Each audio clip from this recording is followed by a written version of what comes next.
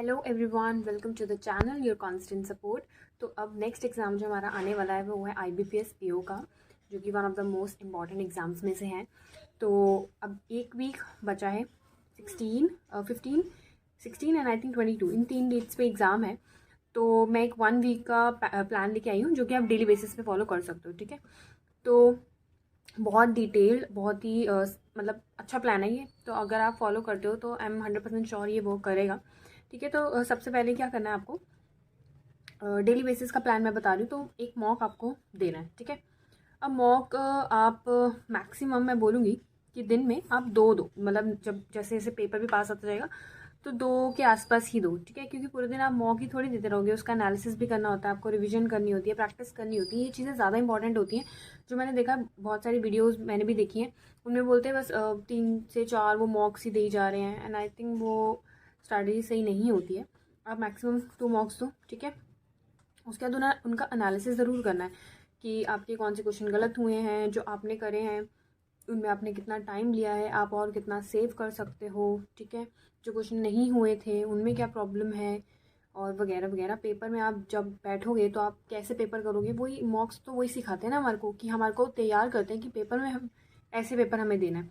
तो वही अपने क्वेश्चंस पिक करना वगैरह वगैरह, पहले कौन सा करना है फिर कौन सा करना है, ये सब हमें मॉक्स से सीखना होता है। ठीक है, नेक्स्ट जो फ्री मॉक्स आएंगे अब जो भी, वो ज़रूर देने हैं, क्योंकि उनमें बहुत सारे बच्चे देने वाले हैं। तो आपको अपना यही तो चेक करना है ना कि आप कहाँ स्टैंड करो इन सारे बच्चों में, उस हिसाब से आप अपनी और स्ट्रैटेजीज डेवलप करते हो। तो जितने भी फ्री मॉक्स आएंगे, चाहे वो ऑलिव पे आए, स्मार्ट कीड़ा, गाइडली, जहाँ भी आए आपको देने हैं। ठीक है, उसके बाद आपको स्पीड मैथ्स ज़रूर करनी है, क्योंकि हमें पता है कि प्री के मॉक्स में प्री के जो एग्ज़ाम्स होते हैं उनमें स्पीड ही बहुत मैटर करती है। तो स्पीड मैथ्स आपको रोज़ करनी है। ठीक है, वही सिंप्लीफिकेशन, अप्रॉक्सीमेशन, नंबर सीरीज और मिसिंग, जो भी होता है सब करना है। ठीक है, उसके बाद ना पजल्स के लिए अगर हम बात करें तो पजल्स की मैराथन अब आ रही होंगी बहुत सारी। जैसे मैं भी एक पिक्चर, मतलब मैं पिक्चर्स दिखा रही हूँ आपको, ये देखो। तो ऐसे आपको ना मैराथन मिल जाएंगे, तो आपको करने हैं। ठीक है, इनमें काफ़ी एग्जाम लेवल पजल्स होती हैं। तो बस आप वीडियो चलाओ, स्टॉप मतलब रोको, करो, फिर बस आंसर चेक कर लो। ठीक है, पूरी वीडियो मैराथन देखने की ज़रूरत नहीं होती है। तो बस ये प्रैक्टिस के लिए ये मतलब तरीका सही है पजल्स के लिए। उसके बाद आशीष अरोड़ा सर जो है, उनका टेलीग्राम पे एक चैनल है स्टडीफाइड करके, तो वहाँ पे आपको चेकलिस्ट मिल जाएंगी। वो चेकलिस्ट रोज करना, क्योंकि उसमें अरिथमेटिक भी होता है, जितना भी मतलब आता है पेपर में वो सब कुछ होता है एक में, DI भी होते हैं, नंबर सीरीज वगैरह सब कुछ होता है उस चेकलिस्ट में। तो आप वो ज़रूर करना डेली बेसिस पे। ठीक है, उनके टेलीग्राम चैनल का नाम है स्टडीफाइड। और अगर नहीं मिलती है उनके उनके अपने चैनल पे, जैसे वो और भी डेटा डालते रहते हैं, तो अगर मिक्स हो जाती है तो एक और चैनल, मतलब एक और नाम है ग्रुप का, उसका नाम है चेकलिस्ट बाय आशीष अरोड़ा सर। हाँ, तो आप वो सर्च कर लेना, उस पर सिर्फ चेकलिस्ट ही अवेलेबल है, तो वो वहाँ से जाओ डाउनलोड करो और उसे सॉल्व करो। ठीक है, उसके बाद ये हो गया मैथ्स के लिए। उसके बाद रीजनिंग के लिए भी ना सिमिलरली यूट्यूब पे अब जितने भी सर्स हैं, वो जैसे रोज़ मॉक्स के वो कराते हैं, वीडियोस बनाते हैं मॉक्स की। तो उसमें वो ना हर तरह के क्वेश्चन कराते हैं। जैसे यहाँ से तो आपका पजल्स हो जाएगा ना, बट आपको सिर्फ पजल्स थोड़ी करनी है, आपको मिसलेनियस भी करने हैं। तो जो ये वीडियोस होती हैं यूट्यूब पे, जैसे class 1, class 2, IBPS PO pre ऐसे करके होंगी, तो आप मैं उसकी पिक्चर डाल दूंगी, आप देख लेना। ठीक है, और वो आप कर लेना, ज़्यादा लंबी वीडियोस नहीं होती हैं, कर सकते हो आराम से। ठीक है, तो रीजनिंग का हो गया, पजल भी हो गई, यहाँ से आपके मिसलेनियस टॉपिक भी हो गए, चेकलिस्ट में तो कंप्लीट ही हो जाएगा आपका। अब इंग्लिश भी करनी है। इंग्लिश के लिए क्लासेस वैसे अवेलेबल होती हैं, टीचर्स भी लेते हैं, जैसे ये देखो ऐसे अवेलेबल होंगी यूट्यूब पे, आप इनको भी देख सकते हो। ठीक है, और क्योंकि जो ये वाली क्लासेस होती है ना जो यूट्यूब पे लेते हैं, ये बहुत एग्जाम रिलेटेड कंटेंट प्रोवाइड करते हैं, क्योंकि एग्जाम ऑलमोस्ट नियर बाय होता है तभी ये क्लासेस स्टार्ट होती हैं। तो ये एग्जाम रिलेटेड कंटेंट ही ज़्यादा प्रोवाइड करने की कोशिश करते हैं। ठीक है, और इंग्लिश के आप क्या कर सकते हो, जो सेक्शनल मार्क्स होते हैं प्री के, वो दे सकते हो डेली बेसिस पे। ठीक है, और जो क्विजेज आती हैं ऐप्स में, वो इंग्लिश के लिए सफिशेंट है। ठीक है, अब ये चीज़ मेरे को बहुत इंपॉर्टेंटली डिस्कस करनी थी, मतलब इंपॉर्टेंट है ये। तो मेंस को मैं तो यही सजेस्ट करूँगी कि अभी भी मत छोड़ना, चाहे एक हफ्ता ही बचा है प्री को, बट फिर भी मैं सजेस्ट करूँगी कि मेंस आप करिए। अब मैं बताती हूँ कैसे। अगर आपकी मॉक्स में परसेंटाइल 90 अबव आ रही है, तो आप दिन के 2 घंटे मेंस को दो, ठीक है। मैं भी ये करने वाली हूँ।